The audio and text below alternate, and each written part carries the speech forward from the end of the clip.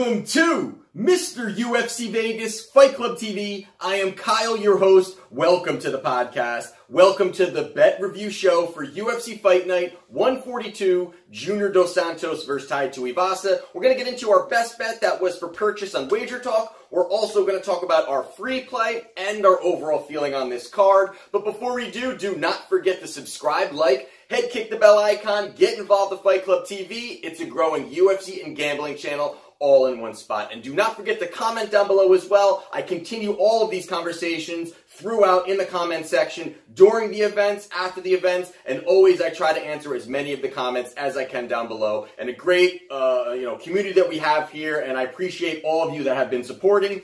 So the first thing we'll do, we will talk about the best bet play. The best bet play was on Justin Willis to defeat Mark Hunt at UFC Fight Night 142. And this fight here, I mean, this was one that you take a look. Justin Willis versus Mark Hunt. Hunt being on home soil, a tough fight. But for me here, the big thing that I liked about Justin Willis and why this was another great victory for our best bet play was you take a look at it, and I think the first thing to me was the age. I mean, you've got Mark Hunt, who's pushing 45 years old, who has really decreased. But the big stat that I think that just shows over time, I mean, he is a known fighter. He is a fan favorite. People love the way that he fights because he goes in there and he just brawls. But the fact prior to this fight, he's 13-13 over his career.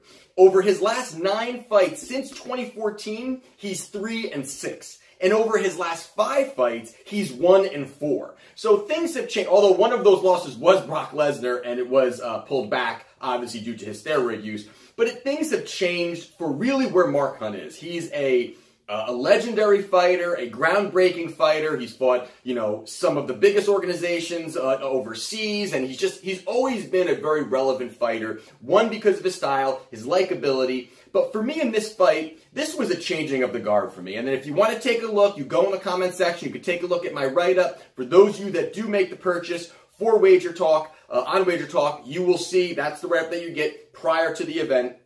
And for me here, I just didn't see where Mark Hunt was going to find some success. The big part also is that Justin Willis has great boxing. There is no doubt he's got great boxing. And he has a 6-inch reach advantage here. He's going to have a little bit more. He's going to be quicker. He's got faster hands. So there's a lot of things I liked about Justin Willis going into this fight. A lot of people that I talked to liked Hunt here, liked him being home, liked him getting that knockout victory. But to me, I just didn't see enough where Hunt is going to have the energy to push. And someone like Willis wants to be patient. And I love his patience every one of his fights. Although in this fight, I got to say, he was a little too patient. There were spots where he could have thrown a 3 or 4 punch combination where Hunt was starting to really decrease. I didn't see much energy coming from him. I mean, even in that first round, if you take a look at it, Hunt was not doing anything. I mean, Hunt looked exhausted midway through that first round. And I was actually surprised that it was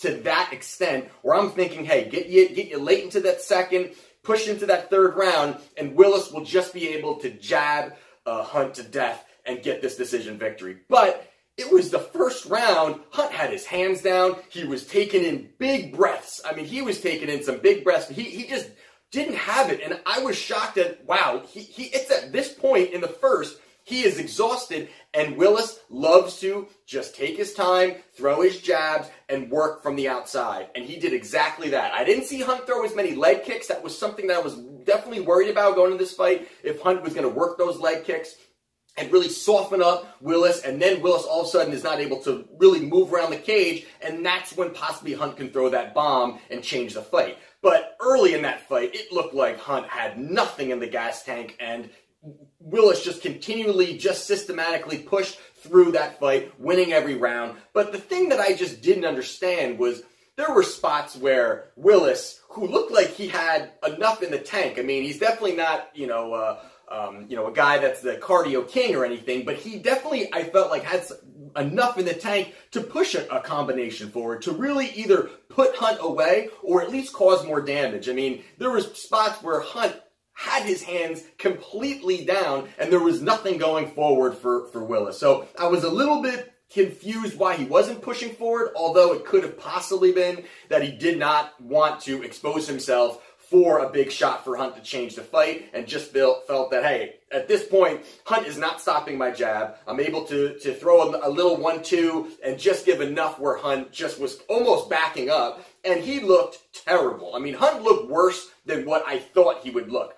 But a big part also to me was I like the camp that Justin Willis comes from. I mean, you come from AKA, you come from a camp with, you know, Khabib, Luke Rockhold, Daniel Cormier. I mean, you're around a bunch of killers all day long, grinding it out with them, sparring with them, working strategies with them. For a guy who's very hungry and a big up-and-comer in this division, I think he can really, if he pushes himself a little bit more, I think Willis can be really a powerhouse within this division. I mean, there are some killers very, you know, moving to those top, you know, the top 4 or 5, there are some definite killers there. But I think Willis, if he continually elevates and moves forward, I think he can definitely find himself in a great spot for title contention, or at least one of the top 5. And that will be interesting to see what he does there. But he does get the victory here. It gets us the win on our best bet play. So now on our best bet play, we are 28 wins, 12 losses,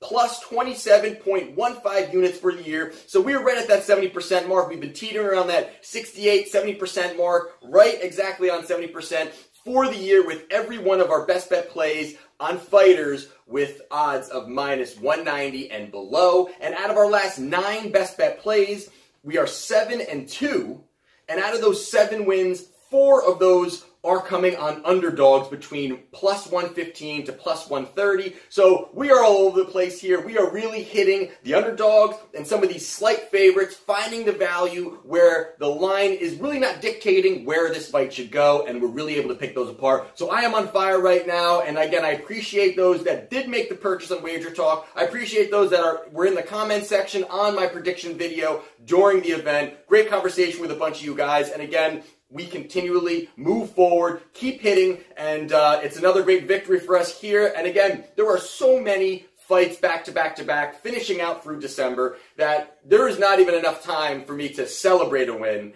or even be down on any type of loss, because it's just, you got to move forward. I'm already looking at UFC 231.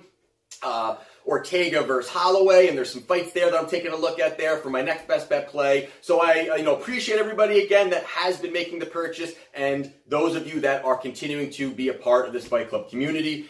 So the next one we're going to look at was the free play. The free play was between Junior Dos Santos and Tuivasa, and here you've got Tuivasa versus JDS, and Tuivasa, to me here, I think he had the right decision going in there. I think he had the right idea, going into this fight. The big thing that I did not like about JDS was the fact of the way that he's been fighting over his last few fights, and just what he did against Ivanov in the fight prior, where he just looked like he was scared. He was scared to exchange. He didn't look like he was pushing forward, gun shy in spots, where a guy like Tuivasa is going to push forward, going to force the action, going to force you to fight, and push him up against the cage, which for some reason Junior Dos Santos does not like going against the cage, but he continually lets himself go up against the cage. Somebody like Tuivasa, who is a little bit and we talked about this in the prediction show, definitely an inexperienced younger fighter, raw talent, who's moving up, who definitely has great ability to move forward.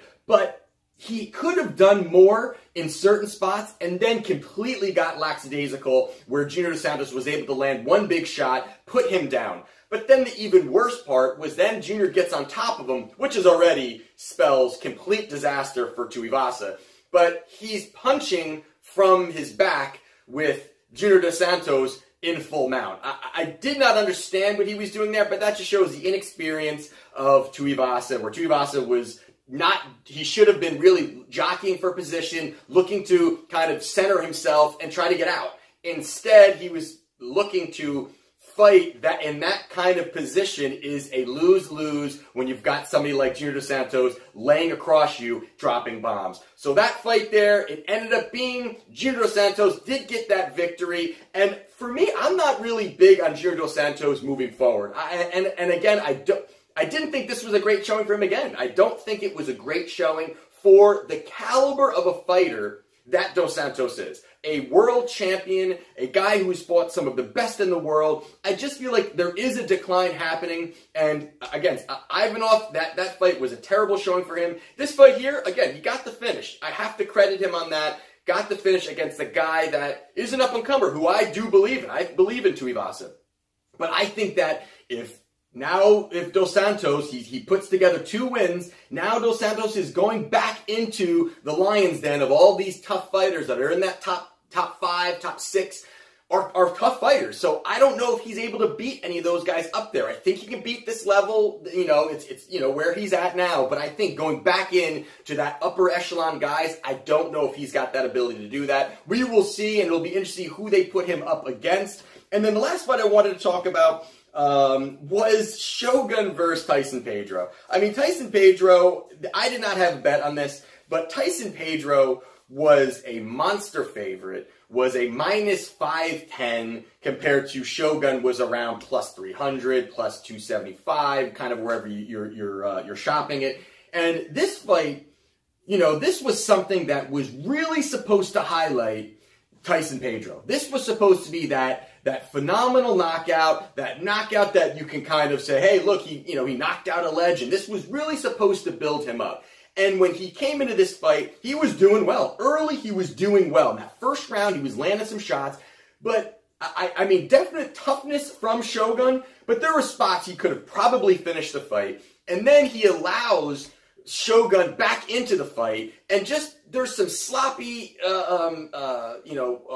exchanges with Pedro, allowing Shogun to continually press forward, and the size advantage, there's the reach advantage, there's the strength advantage, so much on Tyson Pedro that I really thought this was going to be a complete murder of Shogun. I mean, this was not going to be a guy that was going to be able to really withstand much, and he didn't. Early on, he was already on wobbly legs.